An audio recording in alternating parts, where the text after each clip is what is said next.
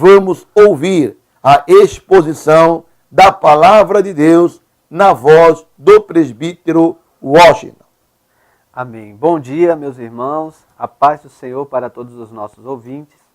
Eu queria compartilhar com os irmãos nessa manhã uma passagem que está em Lucas, no capítulo 14, versículo 25, que fala acerca a parábola acerca das providências. E diz assim, Lucas 14, a partir do verso 25. Ora, ia com ele uma grande multidão, e voltando-se, disse-lhe, se alguém vier a mim, e não aborrecer a seu pai, e mãe, e mulher, e filhos, e irmãos, e irmãs, e ainda também a sua própria vida, não pode ser meu discípulo. E qualquer que não levar a sua cruz, e não vier após mim, não pode ser meu discípulo. Pois qual de vós, querendo edificar uma torre, não se assenta primeiro a fazer as contas dos gastos, para ver se tem como que há de acabar?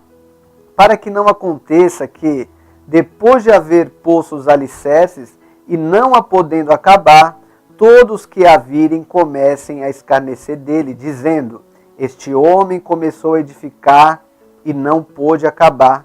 Ou qual é o rei que, indo à guerra pelejar contra outro rei, não se assenta primeiro a tomar conselho sobre se com 10.000 pode sair ao encontro do que vem contra ele com 20.000? De outra maneira, estando outro ainda longe, manda embaixadores e pede condições de paz.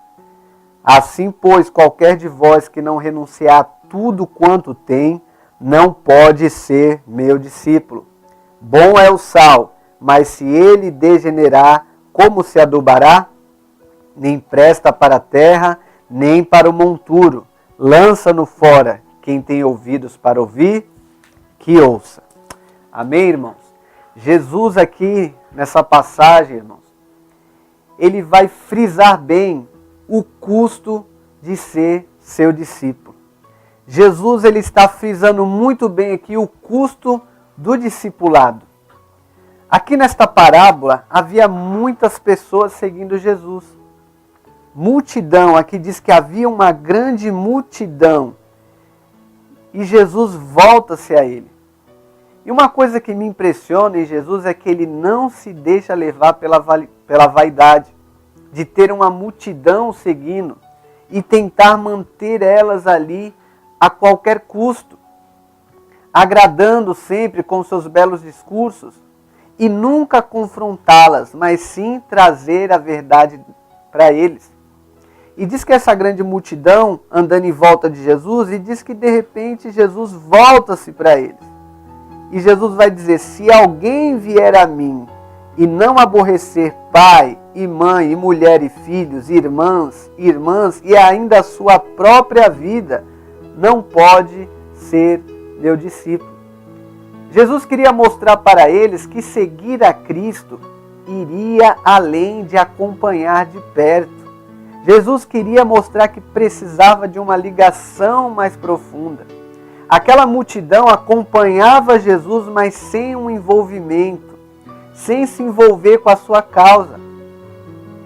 E não era assim que Jesus esperava que aquela multidão estivesse seguindo, esperando apenas o momento oportuno de receber algo que estava necessitando e depois voltar para a sua vida. Talvez Jesus percebesse alguns que um dia estava, outro dia não estava, não queriam ser realmente discípulos de Jesus. E Jesus, ele é muito sincero, meu irmão. Ele foi o homem mais sincero que já passou nessa terra. Porque nós ficamos muito irritados quando alguém faz uma promessa, assina um negócio com a gente e de repente essa pessoa não foi sincera, né?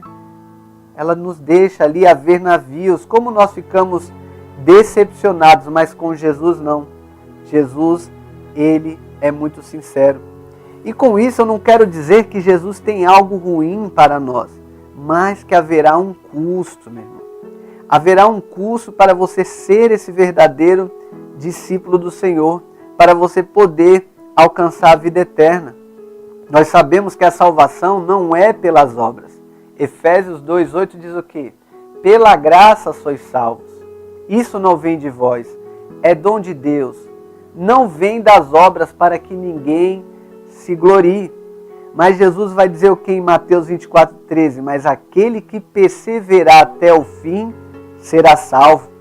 Mateus 11:12 diz que desde os dias de João Batista até agora, o reino dos céus é tomado à força, e só os que se esforçam se apoderam dele. Então Jesus nos passa aqui, precisa haver perseverança, precisa haver atitude, luta constante, disposição.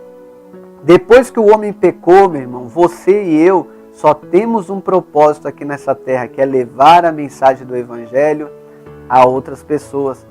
E se não houver disposição, você vai ficar pelo caminho. Se quando a luta vier você não for constante, você vai ficar pelo caminho. Se a sua intenção de seguir Jesus é apenas receber alguma coisa, você não vai conseguir ser um discípulo de Jesus.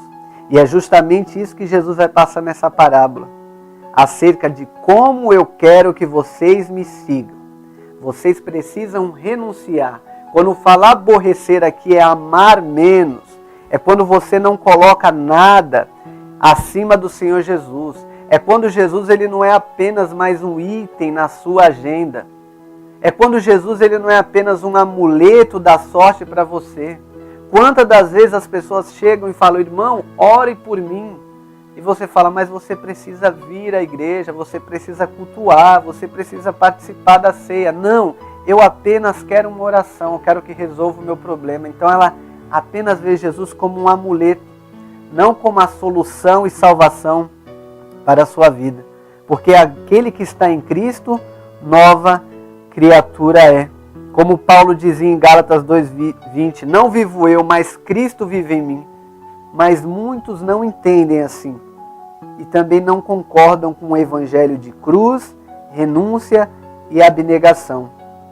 E uma das primeiras coisas que, quando eu cheguei aqui na Igreja Evangélica da Paz, eu ouvi do pastor Natanael Rinaldi, pai, ele perguntou assim para mim, você está em rebelião contra a palavra de Deus? E eu disse, como pastor eu poderia estar em rebelião com a palavra de Deus? Ele falou, ela toda serve para você ou algumas partes só? Então quando eu cheguei aqui eu percebi ainda que eu estava em rebelião, porque tinha algumas coisas que eu não aceitava. Por isso que tem cristão que sempre está com uma fisionomia tristonha. Parece que ele está condenado ali na igreja, porque ele não entende o que é a cruz de Cristo. O que é negar a si mesmo, e acha que Deus está exigindo demais dele. E não, meu irmão. É por amor que aquele que nasceu de novo vai fazer isso. Então nós precisamos aborrecer, amar menos. E continuando aqui, ele diz assim, qualquer que não levar a sua cruz, no 27, não vier após mim, não pode ser meu discípulo. Lembrando aqui de uma história de um homem que começou a andar e cada um tinha que levar a sua cruz. E ele ali andando, levando a sua cruz, ele percebeu que ela estava pesada demais e tinha outras pessoas com ele levando. E ele vai cortando, sem ninguém perceber, cada vez um pedacinho da sua cruz. E quando ele vai chegando no final daquele caminho, ele vê que as pessoas que estão passando de um abismo para o outro, elas deitam a sua cruz e passam. É assim que elas passam, a cruz some. E quando ele chegou, a sua cruz era pequena demais e ele não pôde passar. Querendo aliviar a sua cruz e não conseguiu passar. Por isso Jesus está dizendo, se alguém ama mais a sua família, se a sua família tomar o lugar do meu discipulado, se alguém na sua vida quiser se opor ao Evangelho e você me deixar em segundo lugar, você não é digno de ser meu discípulo. Jesus não está estimulando ninguém a abandonar a família. Não, abandonar esposa, filhos, não é isso que Jesus está falando. Mas ele está querendo dizer de amar mais a Ele. Então tudo isso que Cristo pede aqui nesse versículo parece que vai contra a cultura do mundo. Mas Cristo sabe que aquele que realmente o ama, acima de tudo, vai respeitar os seus parentes e vai fazer a obra com dedicação. Romanos 13:14, na parte B do versículo, diz assim, não tenhais cuidado da carne e das suas concupiscências, meu irmão. Nós não precisamos ter esse cuidado da carne. E o que podemos aprender aqui também é que Deus quer de nós responsabilidade no seu reino. Nós não podemos ir dando um jeitinho de deixar que as outras pessoas façam no nosso lugar e aos poucos nós vamos olhando para trás e lançando a mão do arado. E Jesus diz, aquele que põe a mão no arado, que começa a fazer a obra do Senhor e depois começa a relaxar, não é digno de entrar no reino dos céus. Podemos evitar a cruz, não podemos evitar a cruz sem perder a bênção. Jesus nos convida nesta manhã, tome a sua cruz. E essa cruz não é ser pobre, ter doença. Isso nós sempre estaremos sujeitos nesse corpo mortal, ainda não fomos glorificados. Mas essa cruz é negar toda a nossa vontade.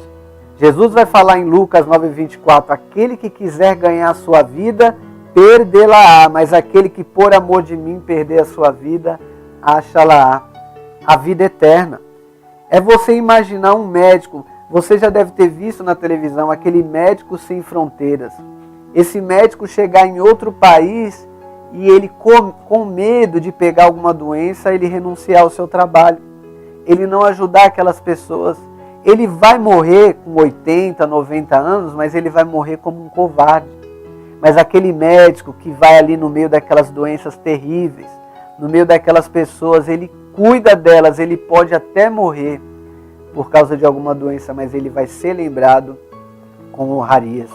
Então nós podemos viver uma vida inteira fugindo dos trabalhos e fadigas que por vezes o Evangelho nos traz, mas um dia talvez não desfrutaremos de tudo que Cristo nos podia dar. Nós não podemos ser aqueles tímidos de Apocalipse 21:8.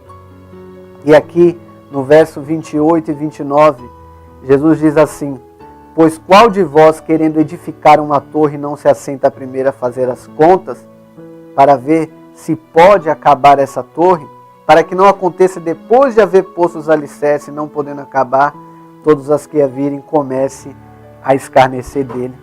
Jesus está falando da seriedade, da importância de aceitar o discipulado. E fala que uma pessoa despreparada fazendo a obra de Deus pode ser um grande fracasso. Devemos calcular bem cada passo, se realmente estamos buscando conhecimento, se realmente estamos buscando vida com Deus, se realmente estamos buscando o poder do alto. Um exemplo claro que nós temos aqui na Bíblia, de pessoas despreparadas espiritualmente para fazer algo, são os filhos de Arão, Nadab e Abiú. Foram oferecer fogo estranho a Deus, não estava conforme a lei, e Deus os matou. E ali em Levítico 16, Deus vai falar para Moisés assim, Arão, não é de qualquer forma que se apresenta na minha presença. Ah, meu irmão, mas muitos vão dizer, mas isso era no tempo da lei. Agora nós estamos no tempo da graça. Nós podemos fazer isso, aquilo, e olha, eu não vejo acontecer nada. Por que não aconteceu nada comigo? Mas talvez você já esteja morto espiritualmente há muito tempo. Precisamos buscar ao Senhor com seriedade. E Jesus fala aqui desse rei também. Qual é o rei que indo à guerra pelejar contra outro rei não se assenta primeiro a tomar conselho sobre se com 10 mil pode sair ao encontro do que vem contra ele com 20 mil? Jesus nessa primeira parábola ele falou do preparo, mas aqui ele está ensinando algo muito importante, falando deste rei aqui. Esse rei que tem a força maior aqui, meu irmão, é o Senhor Jesus. É esse reino que está vindo. E nós somos esse rei que tem a força menor. Por isso nós precisamos nos render a ele agora. Porque se nós formos nos render a Jesus quando ele estiver vindo, será tarde demais. Todos que rejeitaram o convite do Senhor para um banquete tão maravilhoso pagarão um alto preço. Aqui mesmo nos versículos acima, do 15 ao 24, ele explica a loucura de não aceitar o convite para a grande ceia, né? São as desculpas que a pessoa vai dando. Então é loucura, meu irmão, você não aceitar esse convite para essa grande ceia. Nós precisamos renunciar a tudo, esperar por Cristo, como diz no versículo 33. Assim, pois, qualquer de vós que não renunciar a tudo quanto tem, não pode ser meu discípulo. E muitas das vezes, em nossas vidas, nós fazemos as mesmas coisas, sempre errando nas mesmas coisas e não agradando ao Senhor. Precisamos pedir direção ao Senhor. E para nós terminarmos aqui, Jesus diz assim: bom é o sal, mas se ele degenerar, como se adubará? Nem presta para a terra, nem para o monturo, lança-no fora. Quem tem ouvidos para ouvir, que ouça. Aqui no versículo 34 ele vai falar do sal. Jesus compara o crente morno, espiritual e moralmente irresponsável, que não reflete sobre a importância de servir a Cristo com sinceridade e responsabilidade. Ele compara esse crente com o sal que havia na Palestina no século I, que era tão impuro que perdia o pouco de cloreto de sódio que ele tinha. Não servia para adubar o solo, nem para se decompor no meio do esterco. Então, meu irmão, nós temos que tomar esse cuidado para que não estejamos na obra do Senhor, estando como um sal insosso, não prestando mais para nada. Hebreus 12:1 diz assim: não podemos deixar passar essa oportunidade, a oportunidade da salvação que nós temos hoje. Um homem de Deus, um grande evangelista chamado D.L. Moody, ele diz assim, uma vida só e logo passará, e somente o que for feito para Cristo permanecerá, meu irmão. O que você tem feito? É para Cristo ou é para a sua vida? Nós temos apenas uma vida e ela logo passará, e somente o que for feito para Cristo permanecerá. Que nessa manhã você possa refletir se o seu discipulado com Jesus é verdadeiro, e assim o Senhor estará lhe guiando em toda a verdade. Amém, irmãos. Deus abençoe.